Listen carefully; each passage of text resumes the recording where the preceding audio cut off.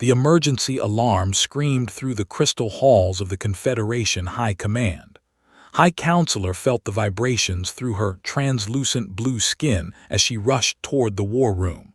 Her crystalline people, had built this station to last forever. Now it might not survive the next few days. The war room was chaos. Officers from 12 different species stood around the massive holographic display showing their galaxy.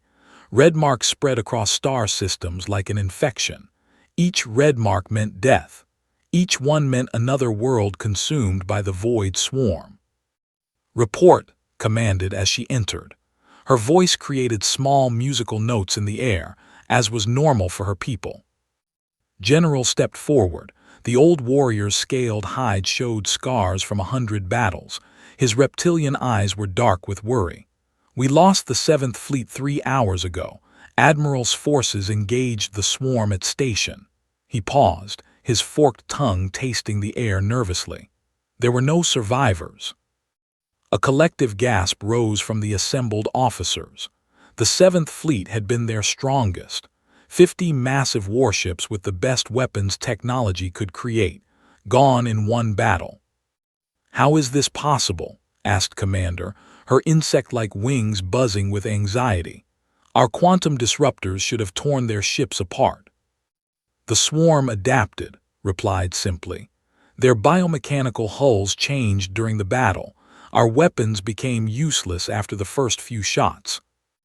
Doctor, the Confederation's top scientist, brought up tactical data on his tablet. His 4 arms moved quickly over the controls. "The swarm studies our weapons as we use them.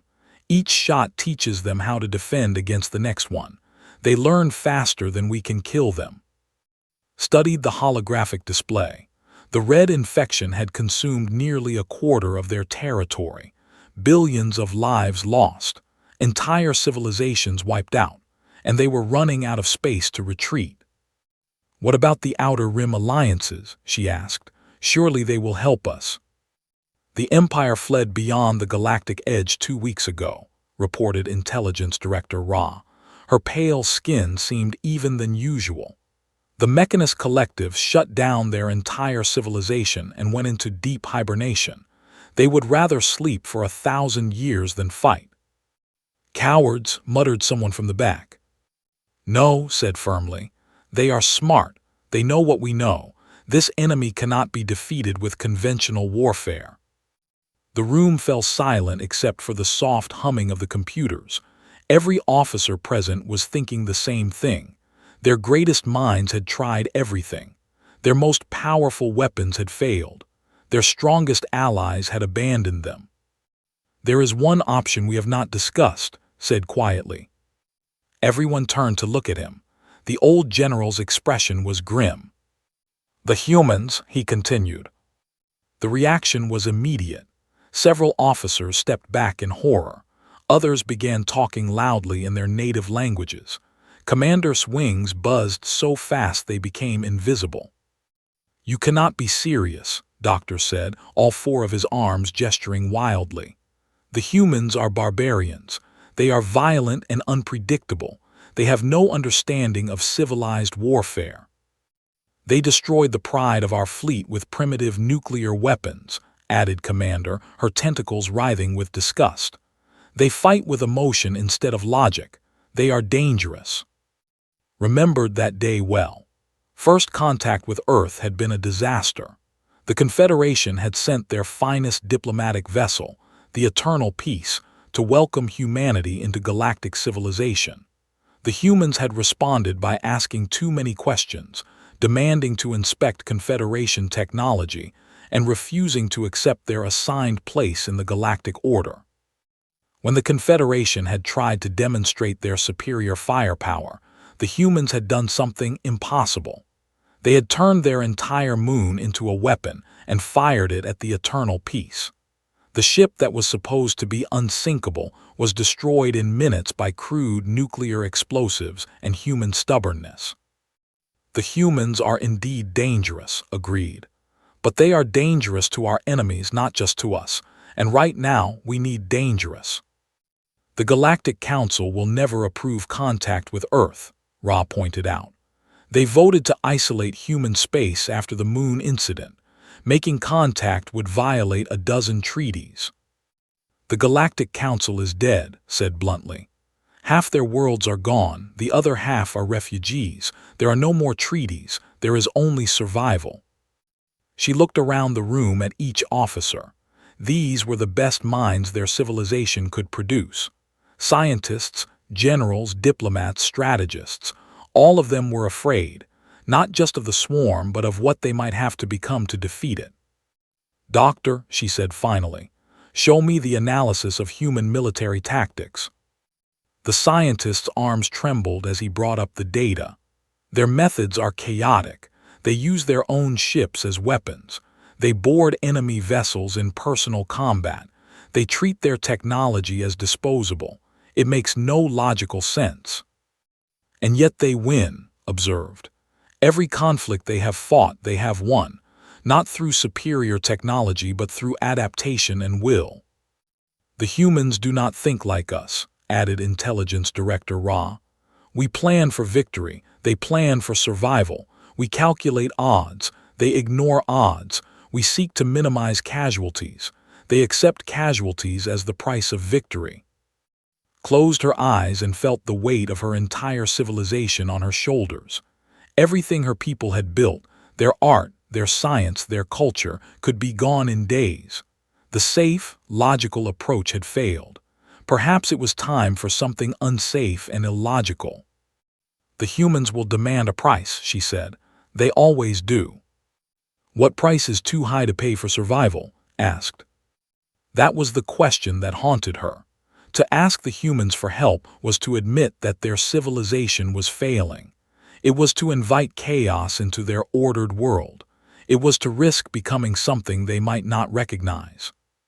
But the alternative was extinction. Prepare a diplomatic vessel, she ordered. Send Ambassador Ra to Earth, full authority to negotiate whatever terms necessary. The room erupted in protests, but she raised her hand for silence. We asked for this war by expanding into swarm territory. We failed to end it with our superior technology and tactics. Now we must try the one thing we swore never to do. We must ask the barbarians for help. She looked at the holographic display one last time. The red infection continued to spread. May our ancestors forgive us for what we are about to become. Ambassador Ra had never felt so sick in her life. The human star system was complete chaos. Ships moved everywhere with no clear pattern. Some were massive cargo vessels carrying supplies. Others were small fighters that darted between the larger ships like insects. None of them followed proper formation. Her pilot captain was equally disturbed. These humans have no sense of order, he muttered, his green skin turning pale. Look at their communications. The radio channels were filled with human chatter. Pilots made jokes about their cargo.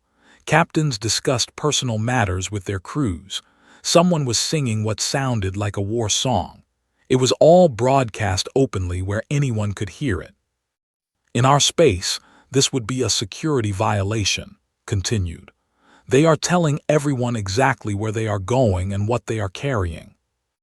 Perhaps they do not care if enemies hear them, Ra suggested. She had studied human psychology for this mission. What she learned had not made her feel better. Their small diplomatic ship, the Silver Voice, approached Earth slowly. The blue and green planet looked peaceful from space, but Ra knew better. This was the of the species that had declared war on physics itself. Humans had somehow made their moon explode. They had turned chunks of rock into guided missiles. They had treated the destruction of their own satellite as an acceptable price for victory. Incoming transmission announced. A human face appeared on their screen. The man wore a simple uniform and looked tired. Unknown vessel, this is Earth traffic control. State your business. Ra stepped forward. I am Ambassador Ra of the Confederation. I request an audience with your military leadership. The human's eyes widened slightly. The Confederation, haven't heard from you folks in a while, not since the moon thing. He paused. You here to surrender or start another fight?" The casual tone shocked her. This was supposed to be a formal diplomatic contact. "Neither. We come seeking assistance with a mutual threat." "Hang on." The human's image disappeared for several minutes. When it returned, his expression was more serious.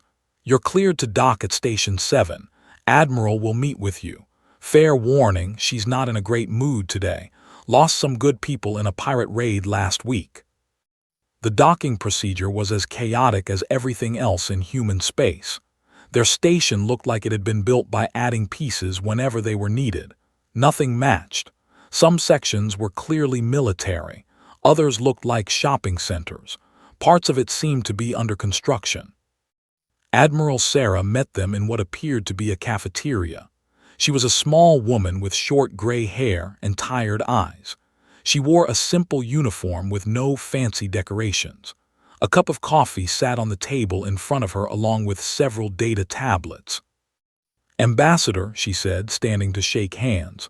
Ra had read about this human custom but still found the physical contact strange. "Please sit. Coffee." "Thank you, no." Ra took the offered chair. It was designed for human bodies and felt uncomfortable. "So," Admiral said, settling back into her chair, "you need help, that must hurt to admit." The blunt words stung, but Ra had expected this. Humans did not use polite diplomatic language. "We face an enemy called the Void Swarm. They have destroyed half our territory."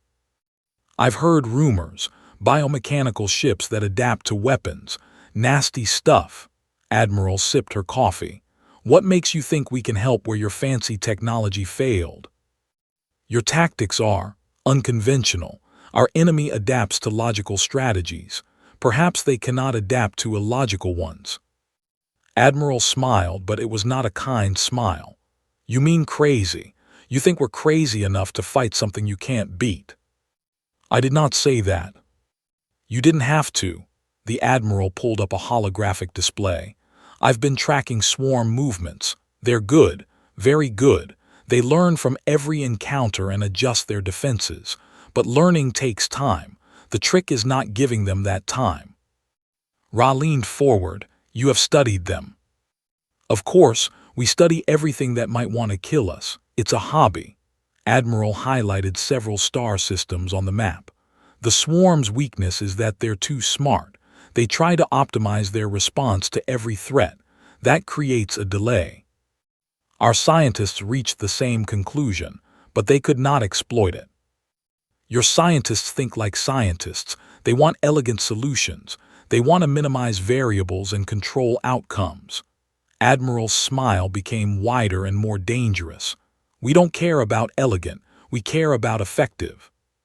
She brought up video footage of human ships in battle.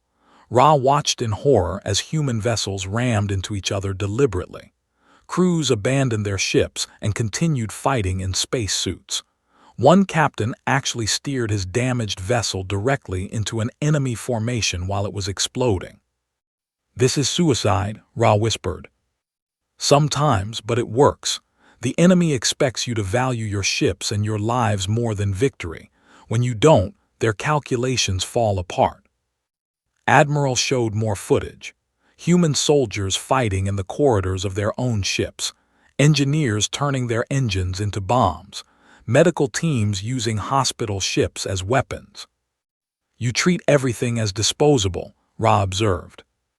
"We treat everything as a tool. Ships, weapons, even our own lives. Tools can be replaced. Victory cannot be undone." The ambassador felt a chill run through her crystalline body. "What would you require in exchange for assistance?" "Full tactical command of any joint operations. Complete access to Confederation technology and star charts. Authority to modify your battle doctrines as we see fit." Admiral's voice became harder. "And your people will fight the way we fight. No retreating when things get messy. No questioning orders when they seem crazy." These terms would horrify the High Council. Giving tactical command to humans meant giving up control of their own forces. Sharing technology with barbarians violated every security protocol. Fighting like humans meant becoming like humans. Our crews are not trained for such tactics, Ra said weakly. They will be, we're very good teachers. Admiral finished her coffee and stood up. Take your time deciding, but don't take too long. From what I'm seeing, you've got maybe 6 weeks before the swarm reaches your core systems. Ra felt the weight of her civilization's survival pressing down on her. Everything logical told her to refuse these terms. Everything rational said humans were too dangerous to trust. But rational thinking had not saved them from the swarm. If we agree, she asked, what guarantee do we have that you will honor the alliance?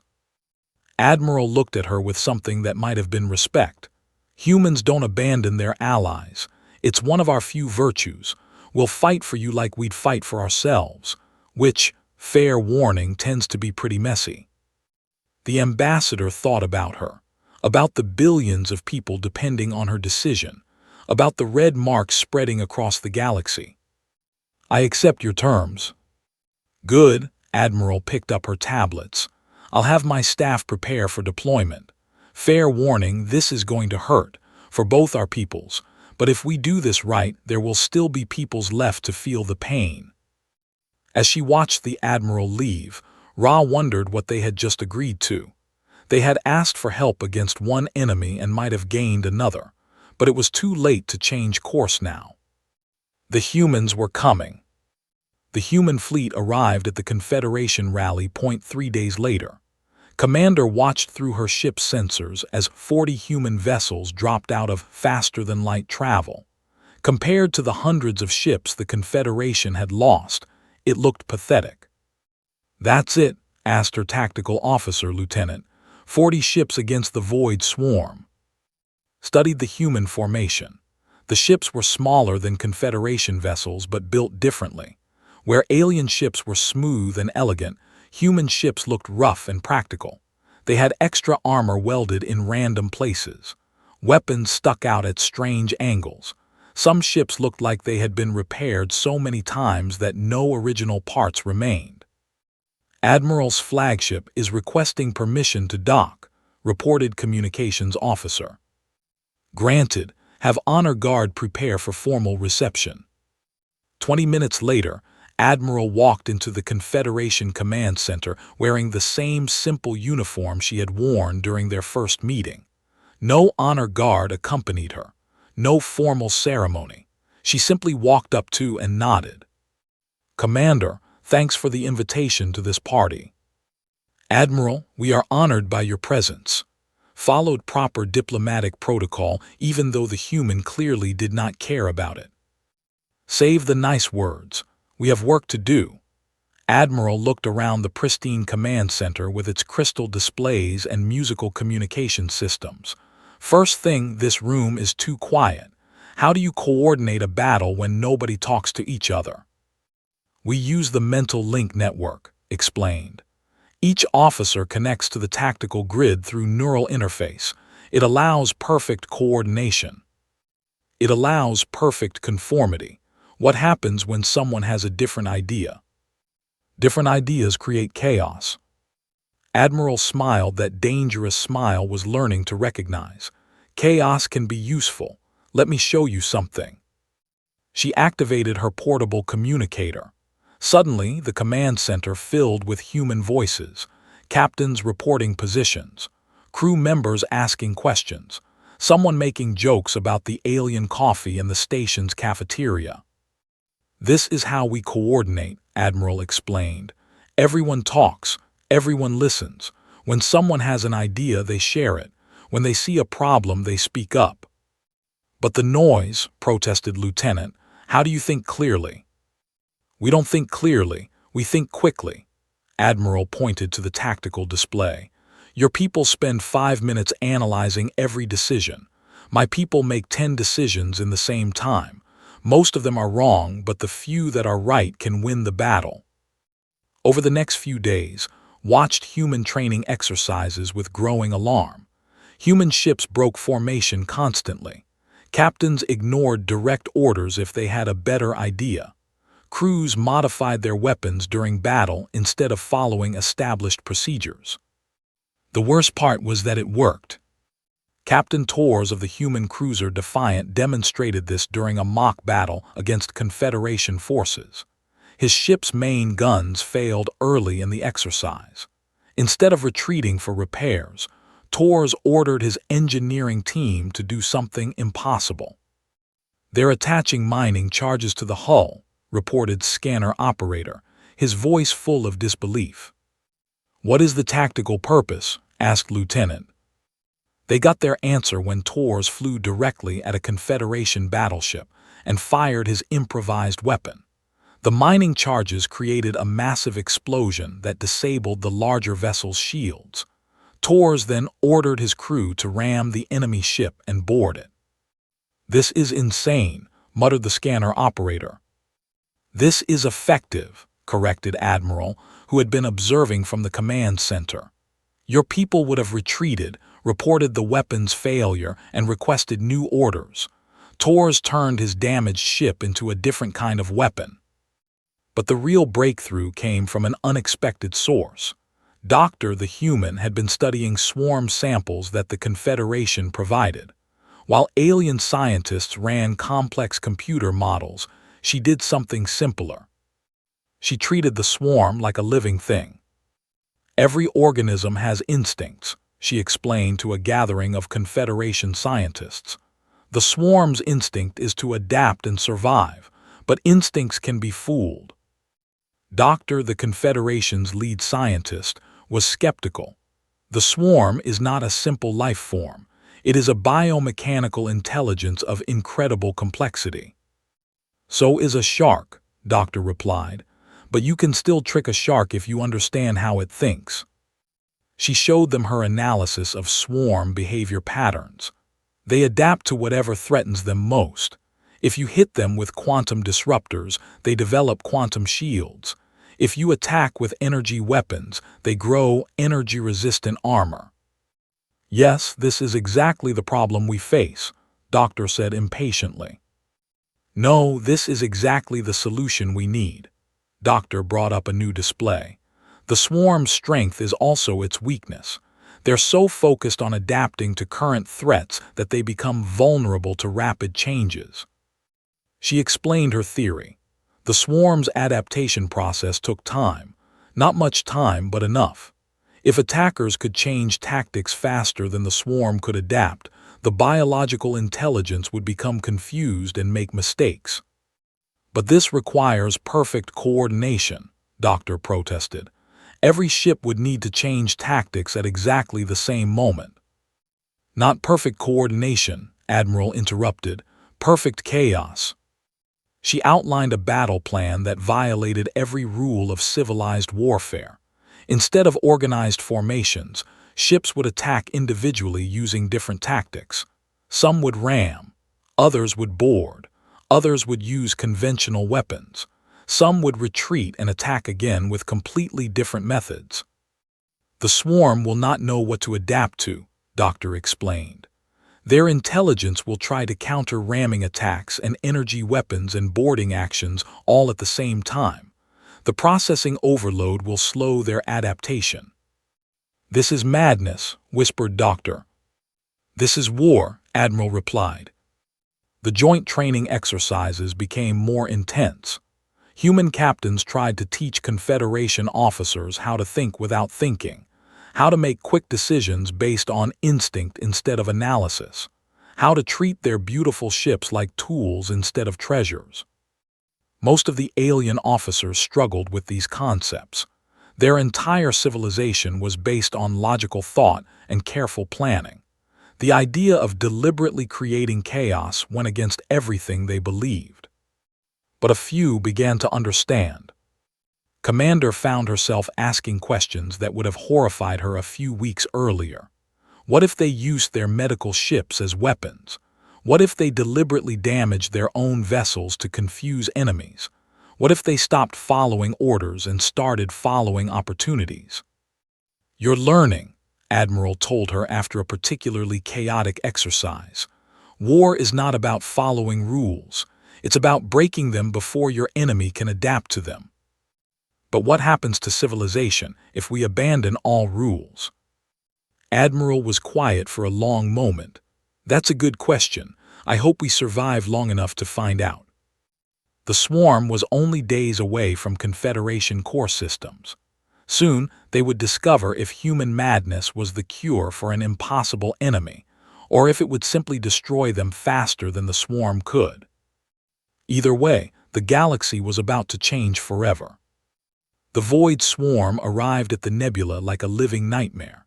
Thousands of biomechanical ships emerged from faster-than-light travel in perfect formation. Each vessel pulsed with organic light. Dark metal hulls grew and shifted as the swarm prepared for battle. Commander stood in her command center watching the enemy approach. The joint Human Confederation fleet waited in what appeared to be a defensive position. 120 ships against 3,000. The odds were impossible. "Enemy ships are scanning our formations," reported Lieutenant. "They're analyzing our weapons and defensive capabilities." "Let them look," Admiral's voice came through the open communication channel. "They're about to see something new." Studied the tactical display. The human ships were scattered throughout their formation in no apparent pattern. Some were hidden behind Confederation vessels. Others floated alone in empty space. A few had actually moved behind the main fleet where they would be useless in a direct assault. "Admiral, your ships are out of position," she transmitted. "My ships are exactly where I want them," replied. "Remember the plan. When I give the signal, everyone does something different." The swarm attacked with typical precision. Energy beams lanced out from their lead vessels, targeting the largest Confederation ships first. Quantum torpedoes followed, aimed at engines and weapon systems. It was a logical strategy designed to cripple enemy firepower quickly. The Confederation forces responded with traditional tactics. They returned fire with energy weapons and launched defensive fighters. Their shields absorbed most of the initial damage while their computers calculated optimal firing solutions. For the first few minutes, the battle looked like every other engagement the swarm had won. Enemy fire struck swarm vessels and caused significant damage. Then the biomechanical hulls began to adapt. Armor plates shifted and grew thicker. New defensive systems emerged from the ship's organic cores. "Enemy adaptation in progress," Lieutenant reported. "Their defenses are becoming effective against our weapons." "Adaptation at 60%, called out Doctor from the science station. 70%, 80%. This was the moment when every previous battle had turned against the Confederation. The point where their weapons became useless and the swarm began its methodical destruction of their fleet. "Now," Admiral commanded. Chaos erupted across the battlefield. Captain Torres in the Defiant broke from formation and charged directly at a swarm dreadnought. Instead of firing weapons, he ordered his crew to vent their engine plasma in a wide stream. The superheated gas engulfed the enemy vessel like a giant flamethrower. Commander abandoned her position and flew her ship directly into a cloud of swarm fighters. Instead of shooting them, she activated every energy system on her vessel at once. The electromagnetic pulse disabled dozens of smaller enemy ships. 3 human destroyers suddenly appeared from behind the nebula's gas clouds where they had been hiding. They launched every missile they carried in a massive barrage, not at enemy ships but at chunks of space debris. The explosions created a storm of high-velocity fragments that tore through swarm formations. "What are they doing?" gasped Lieutenant. "Everything wrong," Admiral replied cheerfully, "and that's exactly right." The swarm's adaptation systems tried to respond to the new threats. Biomechanical hulls began growing heat shields to counter the plasma attacks. Electromagnetic barriers appeared to stop pulse weapons. Point defense systems activated to destroy incoming debris. But before they could finish adapting to these threats, new ones appeared. Confederation medical ships suddenly accelerated toward enemy formations. Instead of treating wounded, they ejected their entire stores of medical nanobots into space. The microscopic robots swarmed over swarm vessels, trying to heal the biomechanical systems by forcibly revering their adaptations. Human cargo vessels opened their holds and released clouds of industrial waste. Metal shavings, chemical byproducts, and construction debris formed a barrier that clogged swarm sensors and weapon systems. A group of Confederation science vessels began broadcasting strange signals, music, mathematical equations, and random data streams. The information overload confused swarm communication networks and disrupted their coordination. Swarm adaptation systems are fluctuating, Doctor reported excitedly. They're trying to counter 17 different threat types simultaneously. Processing efficiency has dropped to 40%. Commander found herself grinning despite the danger. She opened a channel to her crew. All hands, prepare for ramming speed. Commander, Lieutenant stared at her in shock. You heard the human tactics. Do something they don't expect, pointed at a massive swarm battleship. That one looks expensive. Let's break it. Her crystalline cruiser, the Song of Stars, accelerated toward the enemy vessel.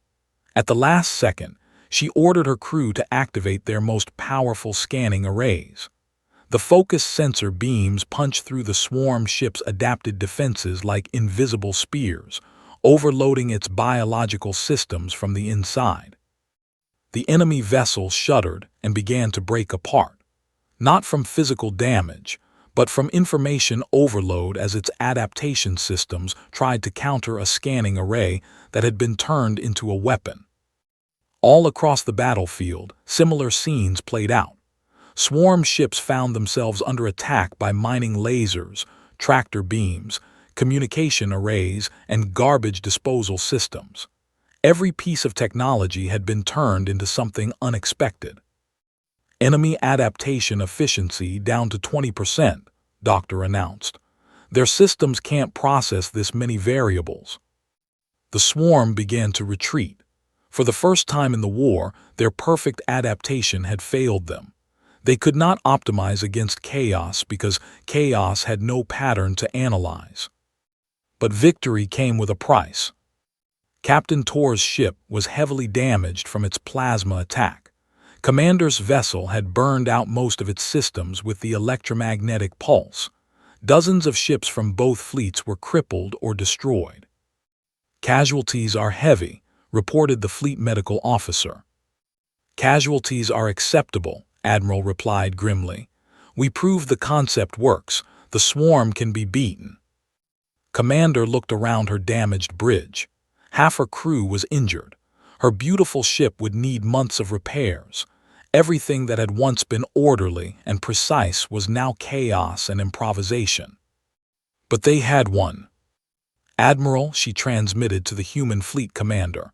What are our next orders? We follow them to their home system, replied, and we finish this war before they can adapt. Felt a chill run through her crystalline body. The humans were not content with one victory. They wanted to destroy the swarm completely, and they expected the Confederation to help them do it. She thought about her and the billions of people counting on her. Then she thought about what they would have to become to save them. All ships, she announced, prepare for pursuit. We follow the humans to whatever end awaits us. As the joint fleet began moving toward swarm territory, wondered if they were chasing victory or destruction. With humans leading the way, it might be impossible to tell the difference. The swarm's home system was a graveyard of consumed worlds. Dead planets orbited a dying star, their surfaces stripped of all organic matter. Massive biomechanical stations floated in the void, processing the harvested materials into new swarm vessels. Commander stood on the bridge of her rebuilt ship, watching the enemy stronghold through her sensors. The joint fleet had followed the retreating swarm forces here through 3 different star systems, fighting running battles all the way. They had won each engagement, but the cost was terrible. Half the human ships were gone. Captain had sacrificed his destroyer to save a Confederation medical vessel. Commander had died when her cruiser's improvised weapons overloaded. Dozens of good officers who had learned to fight like humans now floated in space with their ships. "The Central Hive Station is massive," reported Lieutenant. His voice had lost its musical quality. Too many battles had taught him to speak in the harsh, efficient manner of human soldiers. "Our scanners show it contains the swarm's primary intelligence core." "That's our target," Admiral announced over the communication channel. Her ship, the Indomitable, looked like it had been through a war. Armor plates were missing. Weapons had been jury-rigged in place. Entire sections were held together with emergency welds. "Admiral, the station is heavily defended," transmitted. "Thousands of ships protect it. Even with our chaos tactics, the odds are impossible." "Impossible is what we do best," replied. "But this time we're going to try something new." She outlined a plan that made their previous tactics look conservative. The human ships would attack the outer defenses using every chaotic method they had developed. While the swarm's attention was focused on countering multiple threats, a small strike force would penetrate the Hive Station's core. "Who leads the strike force?" asked, though she already knew the answer. "I do, along with volunteers from both fleets." Admiral's voice was calm, but everyone understood what she was really saying. This was a suicide mission.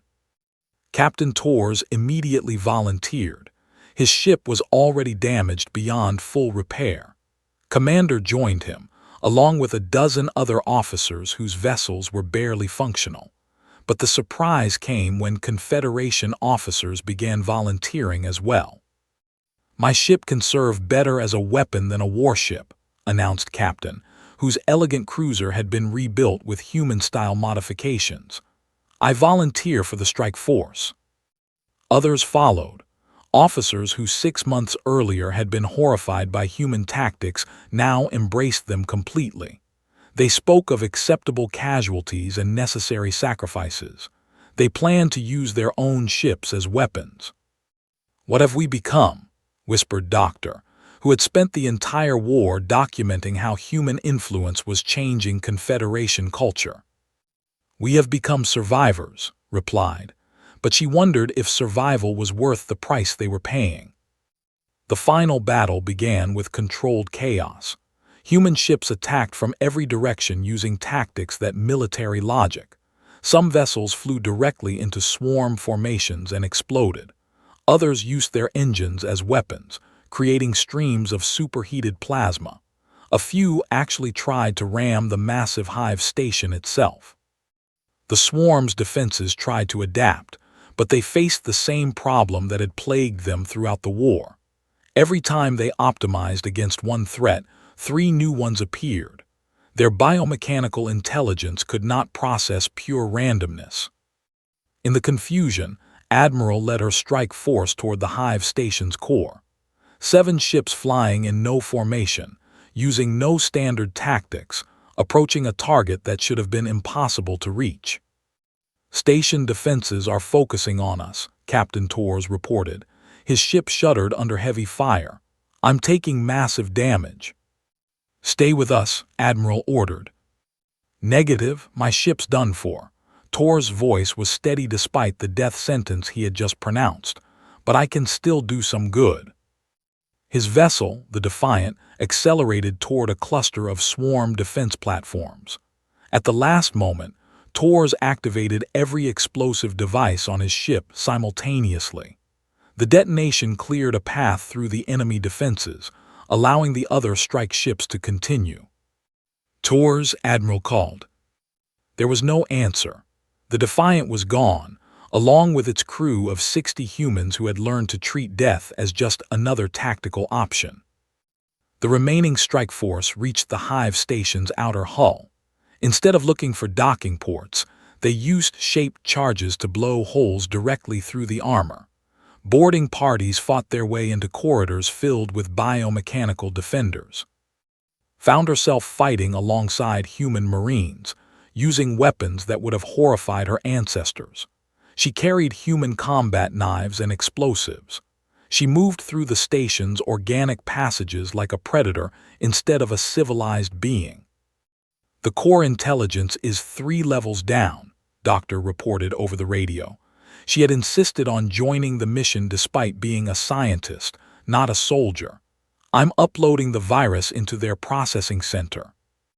The virus was another human innovation.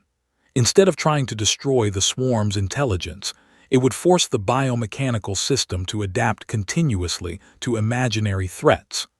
The adaptation process would consume all available processing power, effectively lobotomizing the entire swarm network. "Upload at 60%, Doctor announced. 70%. That was when the swarm's final defense activated. Biomechanical horrors poured out of the station's walls. Creatures designed specifically to kill boarders in close combat. Things with claws and acid and weapons that had no names. Admiral's voice came over the radio, distorted by interference. "All teams fall back to the ships. We'll detonate the station remotely." "Negative," heard herself say. "The upload isn't complete. We hold here." She was giving orders to humans, telling them to stay and fight when retreat was the logical choice. And they obeyed her without question because somewhere during this war, she had learned to think like they did. The final battle took place in the cramped corridors of the Hive station. Human Marines fought with knives when their guns ran out of ammunition. Confederation officers used their ship's emergency tools as weapons. Everyone fought with the desperate courage that humans had brought to their galaxy. "Upload complete," Doctor announced just as the station began to shudder. "The virus is spreading through their network." "All teams extraction now," Admiral ordered. They barely made it to their ships before the Hive station began tearing itself apart. The virus forced the swarm intelligence to adapt to threats that didn't exist, creating defenses against attacks that never came. The process consumed so much energy that the station's power core overloaded. The explosion lit up the entire star system. When the light faded, the swarm fleet was drifting helplessly in space. Their ships still functioned, but the intelligence that controlled them was gone. They were now just empty biomechanical shells. 6 months later, Commander sat in her private quarters writing her final report on the war. The Confederation had survived, but it was not the same civilization that had faced extinction a year earlier. Their military now used human tactics as standard procedure. Officers were trained to think independently and act without orders. Ships were built to be expendable rather than irreplaceable. The old emphasis on logical perfection had been replaced by practical effectiveness. Their culture was changing too. Young Confederation citizens studied human philosophy alongside traditional subjects. Art had become more emotional and less structured. Music incorporated the harsh sounds of human voices instead of only the musical tones of crystalline beings. "We asked the humans for help," she wrote in her report. "They gave us more than we requested. They gave us victory, but they also gave us themselves. Our civilization is now infected with human ideas, human emotions, and human madness." She paused, looking out at the stars where human and Confederation ships now patrolled together in mixed fleets. "The question is not whether we won the war," she continued writing. "The question is whether what we became in order to win can still be called the Confederation." Another pause as she considered her final words. "Perhaps that is the wrong question. Perhaps the right question is whether what we became is worth being, and perhaps the answer is yes." She sealed the report and marked it classified. Future generations would have to decide for themselves what they thought about the price of survival. Outside her window, human ships continued their patrol. Wild, chaotic, illogical humans who had saved them, all by teaching them that sometimes the best way to preserve civilization was to abandon it completely. Smiled and realized that even her smile had become more human than crystalline. Maybe that was not such a bad thing after all.